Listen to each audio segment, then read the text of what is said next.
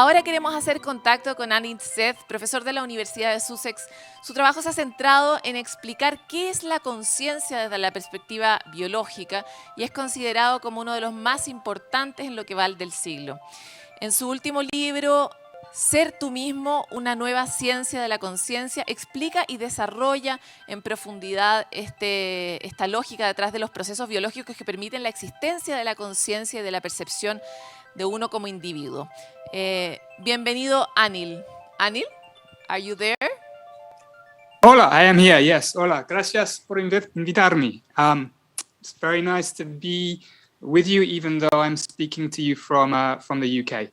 Thank you very much for your patience. Always the first day in Congreso Futuro is a hard day for us. And we have all our presidents, so it was a little longer than we expect. Thank you very much. That's perfectly okay. We want to share with you these thoughts about the Humberto Maturana. What did his approach to consciousness and all the new alternatives to scientific world that this book, edited in 1984, opened to different disciplines. What do you think about it, Anil? Had a really profound influence on Humberto Maturana's work. I first encountered his work with Francisco Varela in the 1990s. I was just listening to Fritjof Capra's description, and it's actually very similar. When I was studying for my PhD in the 90s, there were beginning to be challenges to the idea that the brain is some kind of computer and the mind is a software program running on this computer. This is a very standard way of thinking, and a lot of people still think in this way today. But Humberto Maturana and Francisco Varela, in particular Humberto Maturana, emphasized a very different perspective on the relationship between our biological nature, our nature as living creatures, our minds, and to some extent also this consciousness that we have, which for me is the most fundamental question we ask in science and philosophy. How is it that we have subjective experience? What does it mean to be an individual? And Humberto Maturana's main concept of molecular autopoiesis emphasized that life and mind are much more tightly coupled, much more intimately connected than most of my colleagues and peers in the Western universities had ever, in the US and in Europe, generally considered. And that's been, for me, a major influence. And it's now a much more widespread influence. I think many other neuroscientists and philosophers are recognizing that this distinction between hardware and software and computers is very different from how mindware and wetware inside our brains relate. Now, I would like to go to your field. You work with consciousness and with the brain. How do you think that this book or this knowledge impact in general the work on neuroscience? Well, consciousness is such a fascinating subject. In a sense, it's the subject that's always been at the center of the mind and brain sciences. I mean, everybody, I hope, is at some level interested in this question. Who am I? What does it mean to be me? Why is it that we have experience at all? And despite being so central, it's often seemed to be a mystery that's resisted a scientific explanation. Many of the other big mysteries about our place in nature, we have some answers to. We know that we're not at the center of the universe. Thanks to Copernicus, we know that we're related to all other creatures, thanks to Darwin and others. But now the remaining challenge to understand our place in nature is to understand how consciousness fits in to this picture. And of course, many scientists and philosophers are working on this. The story that I tell in this new book takes the view that instead of trying to find the the magic mechanism by which brain activity becomes experience. We should just accept that consciousness exists and try to understand how its particular manifestations depend on the brain. So the experience of a visual world around me, like I'm looking out the window, I can see a blue sky and houses. The experience of a visual scene is different from the experience of an emotion or of intending to perform an action. And in my book, I explore the idea that the fundamental purpose of the brain is prediction. The brain is always trying to predict not only what happens next, but what's already there, out there in the world and in here in the body. And if you think of the brain as a prediction machine, then all the different kinds of experience that we have can be understood as different forms of prediction. Prediction to figure out what's there, prediction to control how the body moves, and very fundamentally, prediction that regulates and controls the interior of the body, its physiology, its prospect of staying alive. And it's here that the connection with Humberto Maturana becomes very, very important, because this is where life and mind are tightly linked. The brain predicts and controls the body, and that's what gives rise, I think, to all of our experiences of the self and of the world. You spoke about two very interesting things. First, how do we live better in a very difficult world, with a lot of conflicts, different challenges? How does that part of the brain works in this changing world that we are living, and how can we be better adapt in this time? Maybe evolution is not ready for these times, no? What do you think about it?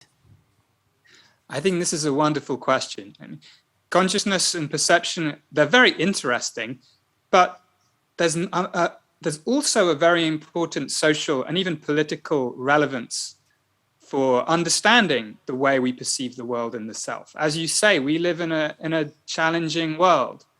There's a lot of division. People see things differently. People hold different beliefs. We're faced with new challenges about climate, about pandemics, that the cognitive architecture that evolution has given us is just not up to the job. And so to understand the way in which our perceptions are constructed, I think, is going to be key to allowing us to address these challenges. And there's one big reason why this is the case. One assumption that we have about perception is that we have some sort of direct contact with reality, that we in some sense see the world as it is. It seems as though the world just pours itself into the mind through the windows of the senses. And so if we experience our world as being really the way it is, then it's very hard for us to understand that other people may see the world, experience the world differently. And in fact, we all experience the world differently. Sometimes this is very obvious. You might remember there was this photo of a dress from a few years ago that half the world saw as blue and black and half the world saw as white and gold. This revealed that we can all see the same thing differently. But I think this is much more widespread, that we actually inhabit our own unique inner universes all the time. And to understand that, understand the diversity of perception among people, is a first step to allowing us to communicate better, I think, and address the challenges that we face.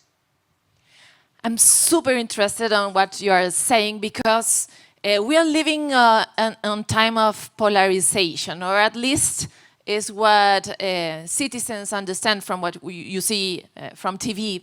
It is useful to understand how do we know or how do we learn to coexist in a better situation. I'm trying to imagine the answer from a neuroscientific view. I mean, if you know that you are not perceiving the the objectivity of reality. If you know that you are a subjective point of view, can you be better to live with others? Can you be kinder? Can you be from the neuroscientific way? Can you have a better approach to to difference? I don't know if I was clear, but I'm trying to understand yes, this. Yes. No, very clear. And optimistically, I think the answer is very definitely yes. I mean, with greater understanding of anything, there are always two ways you can go, right? You can use this understanding to exploit. And this is what's happening with a lot of technology companies, social media companies. They have a very deep understanding of how human perception and attention works, which is why they are so addictive and they drive polarization.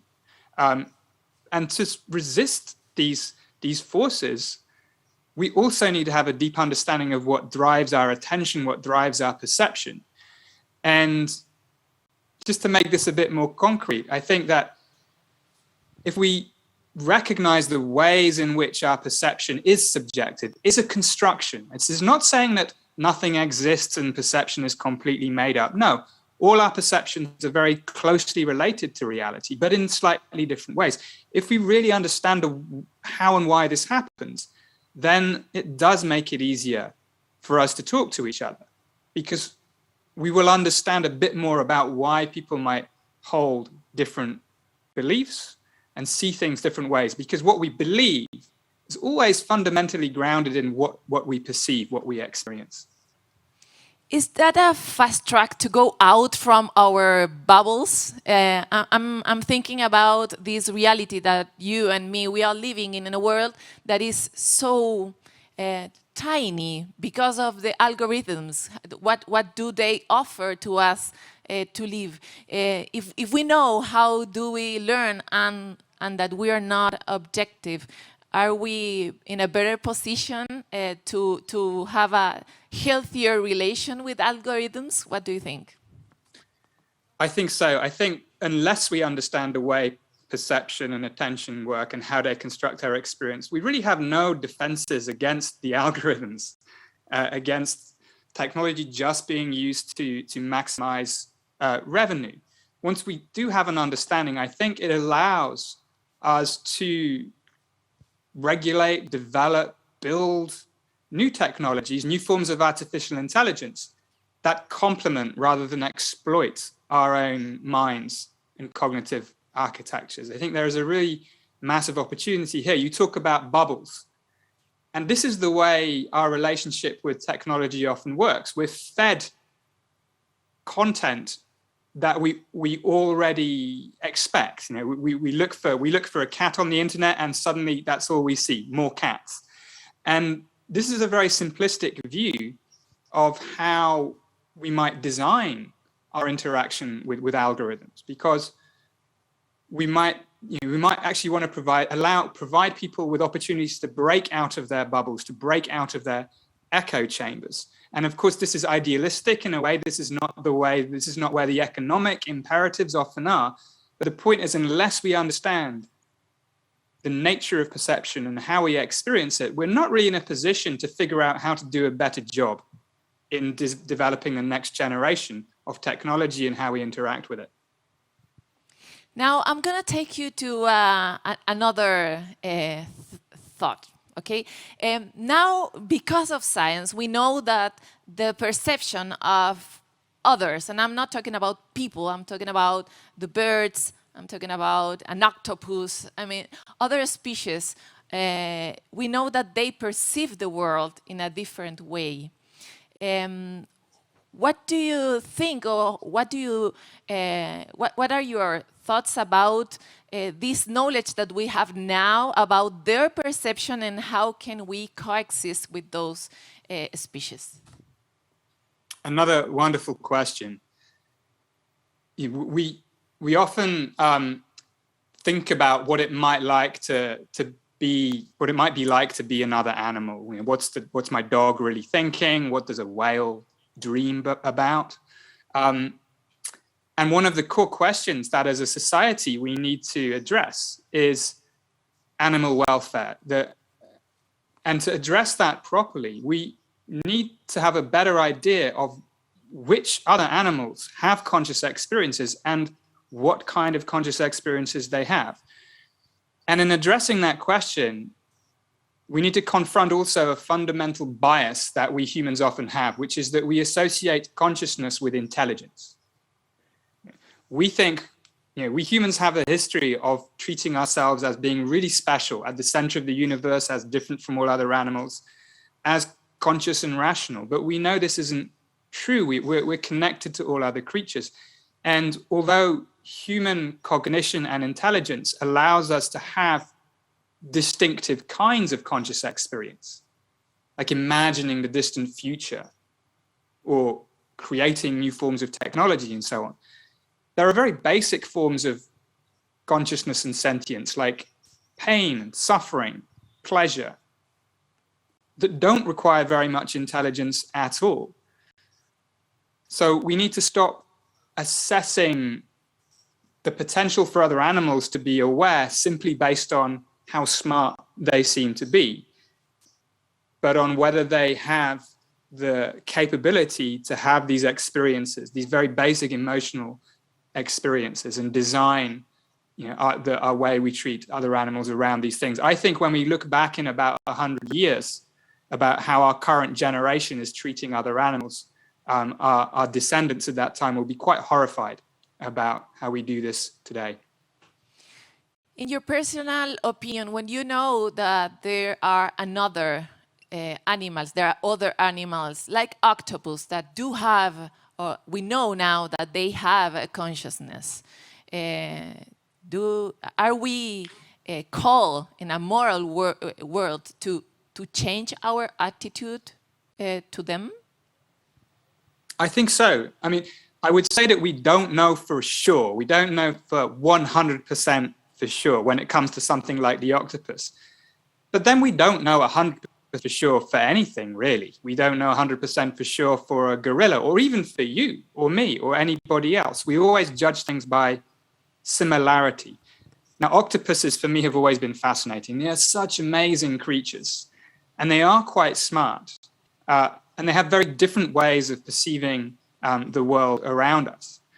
And it's been, I think, one of the victories of the interaction between science and policy that, at least in some countries, certainly in the European Union and also in the UK now, there have been some changes in regulations about how we deal with creatures like octopuses. We have to treat them as if they might have conscious experiences, whereas a few years ago, that was not the case. The question is, where do we draw the line? And nobody knows. We just need to pay much more attention to this question, and I think almost change our perspective so that in cases where we have some doubt about whether an animal has conscious experiences or not, we presume that they might and treat them as if they might. So the way we engage in large-scale fishing should also change, for instance,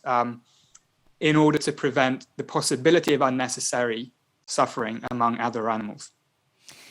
We are now in a very challenging world in fields like yours. I mean, neuroscience is something that takes you to philosophy, like is unavoidable. You have to think about this moral thing, these ethic things, and we don't know either the 100% of its way of function. You don't know everything about the brain. That's one of our big challenges as humanity. So, as an expert, what are for you the coming challenges, the most interesting discoveries that are changing our perception of brain and our future brain?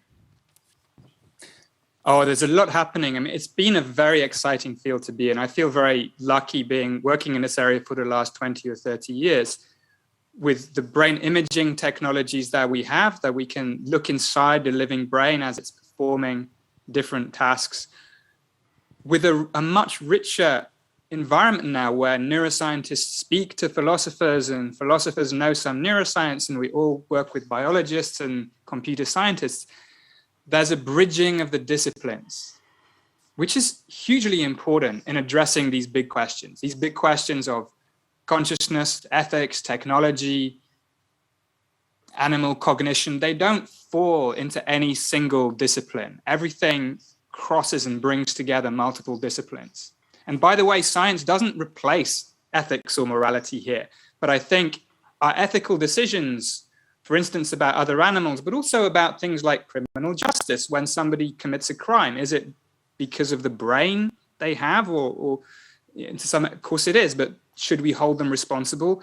Neuroscience won't answer that question, but it can inform how we as a society decide to answer these questions.